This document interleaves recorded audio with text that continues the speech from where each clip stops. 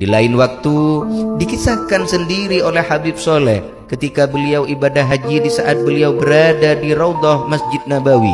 Tiba-tiba datang beberapa orang berpakaian askar kepada beliau, lalu mengajak beliau ziarah ke makam-makam para sahabat. Sambil dijelaskan oleh askar tadi, ini makam sahabat ini makam sahabat ini. Esoknya datang kembali para askar itu menemui Habib Soleh, kembali mengajak beliau ziarah ke makam sahabat-sahabat Nabi yang lain, sambil mengatakan nama-nama sahabat tersebut. 3 hari berturut-turut hal itu terjadi, sampai akhirnya beliau pun bertanya kepada para askar itu, "Kalian ini sebenarnya siapa?"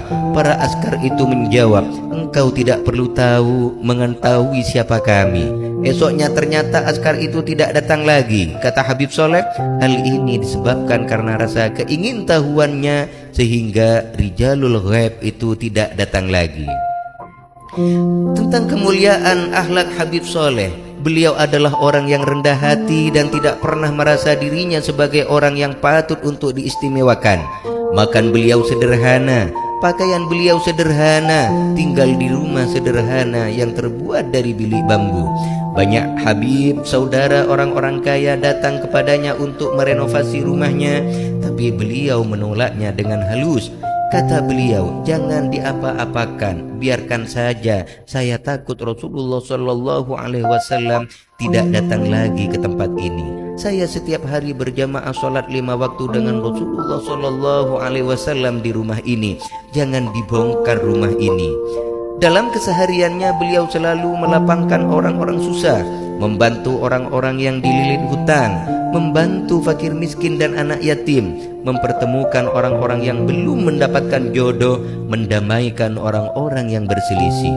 Beliau sangat penyayang terhadap fakir miskin, para janda dan yatim piatu.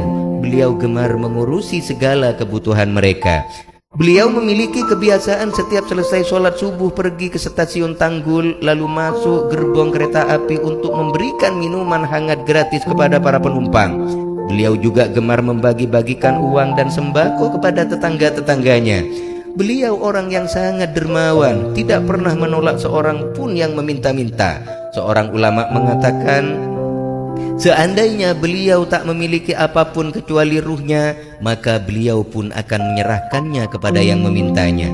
Beliau sangat tawadhu, beliau senantiasa mendahului meminta maaf kepada orang-orang di sekitarnya. Bahkan kepada putra-putra dan cucu-cucunya beliau melayani dan memuliakan para tamunya. Beliau tidak akan menyentuh hidangan sebelum tamunya mengambilnya terlebih dahulu.